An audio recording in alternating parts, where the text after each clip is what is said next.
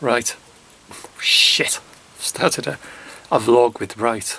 It's either right, so, or anyway. So anyway. Carling tonight. None of this Carlsberg. And get a bit of a frothy head on the old Carling. I prefer Carling to Carlsberg actually. So anyway, get that in shot. And it's back by popular demand.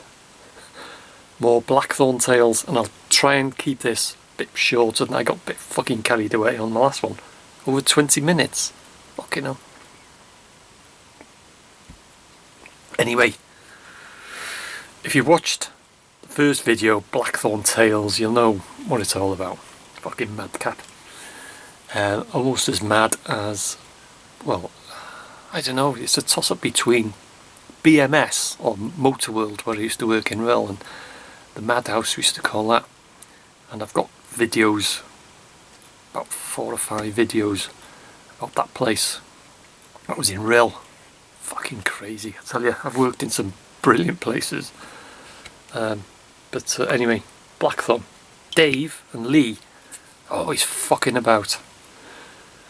Dave was like the main delivery driver, wagon driver, or whatever. We all used to sort of drive the wagon on deliveries, but he was the main one. He was always fucking about with Lee, chasing him and this and that. And one day, I was doing something, I was making something on the bench, you know, and this and that, and they were fucking about. And he was chasing Lee, and Lee climbed up. It was like a massive rack where we used to have all the timber. That's where we used to slide the timber in, you know, the PAR, planed all round, PSC, plain square edge. It's all coming back. And anyway, Lee was on the fucking top of this rack. It was quite high, say 12 feet, perhaps perhaps 15 feet, something like that. You can't fucking get me up here. So Dave said, I'll fucking get you. And he climbed up. He was on the top. So Lee was, you know, a lot younger and agile. He climbed down and jumped clear. And Dave comes over the edge. And he fucking lost his footing or something and he fell. He landed on, we used to have teak benches, like park benches, and they were made out of teak. And he landed on one of them and smashed it. 300 quid a pop they were, them benches. But he landed right on the slats. He didn't do that much damage to it really, but it was one fuck of a crash. I turned around, he's Dave in the middle of the fucking bench. So he smashed up a 300 quid teak bench. And another one was when Lee used to go into one of his stonks. He used to go into one of his sulks. Like I said in the first video, and he went to, it wasn't in the bog, he went into like where we used to make the tea and all that, when, you know, where the sink was, and he locked the door, or he was holding it or something like that, and I was trying to handle it. I says, fucking let us in and this and that. So I lost my rag a bit, and I went to kick the door, bottom of the door, you know, to try and get it open or whatever. So I stood back and went like, I kicked the fucking door. And my foot went right through the door, made a fucking big hole. My foot was stuck in the door for a few seconds until I pulled it out. Like, I was thinking, what the fuck Trev's going to say? Because Trev was the boss, like I was just running the place. So what we did was, we got like a advertising poster was on the door. We took the pins out and we moved it, we lowered it. And one day Trev was saying to me, he was going around and he used to go like inspect the place and see it was fucking running okay and whatever. Running okay. And he was looking at this and he says, sign's a bit low, isn't it? I never answered. But he never found out that there was a fucking hole, because he used to have his own tea place and he never used to go where we went. Like,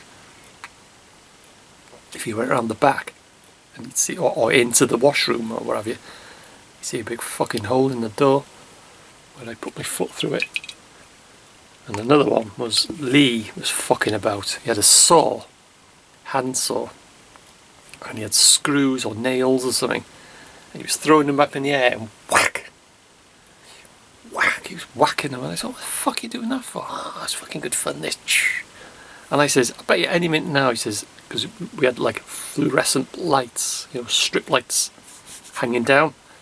I says, if you're not careful, you're going to hit one of them lights. Nah, that'll never happen. He goes, chucked a nail up, whack, hit the lamp, pow, fucking exploded. All this glass shattered down. Fucking. And another time we were playing cricket. We made a cricket ball out of a lump of wood. We machined it round, you know, like round as we could get it. And I think we made cricket bats as well. We got like 7-inch PSE playing square edge. And, you know, we just cut out handle and we made fucking cricket bats. So I was batting and Lee was bowling. So he was in the very first fucking bowl. It was like and we made wickets and stuff like that. And I whacked the ball. And the forklift was behind Lee. And the ball passed his shoulder. Phew, and it was like a big spot lamp on the top of the forklift. And it hit that direct hit. And it absolutely exploded. Fucking glass everywhere. Fucking hell, the things how we explain these things away, I don't know. And another time, I took a replica gun, blank firer. It was a revolver. It was. I think it's based on a Smith and Wesson, something like that. Still got it now. We were fucking about with that. And a rep pulled in, because we were getting reps there all the time. The rep would pull in, you know, trying to sell his stuff and this and that. And he pulled in, and Lee had the gun. He had a fucking revolver, you know, to quick glance at it, and you would think that it was real. And this rep got out, and he's getting his papers and this and that. And Lee walked up, you know, and that's this fucking gun in his hand. And the rep stopped like that, because I was with him as well, like. And he says, "Is Trev in? Trevor, you know." No, he's not. He says, and he was like this with this fucking gun, you know. He says, "No, he's not in. What time's he going to be back?" Well, I don't know. He'd be probably a bit later today. And he's holding this fucking revolver. You know, it looked like a real gun.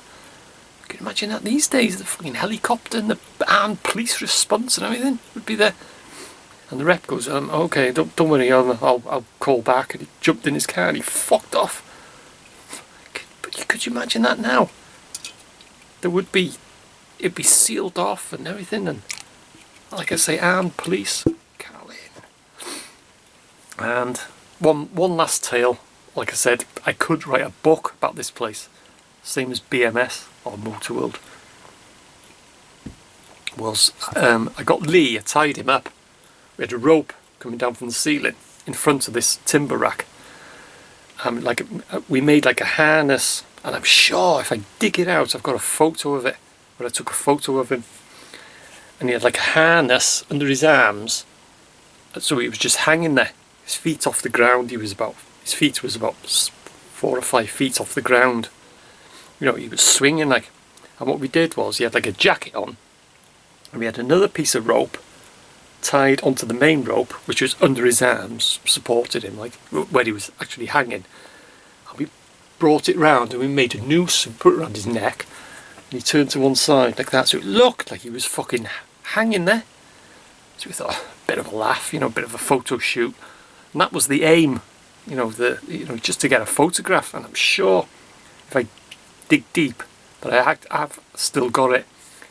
And we turned round before we could get him down. There was about 4 or 5, like a family, husband and wife, and they weren't kids, they were like grown-ups all together. There must have been relatives or something like that. They weren't kids, like, and they were there standing like that, and I just walked up, and Lee was just like that. He never moved, you see.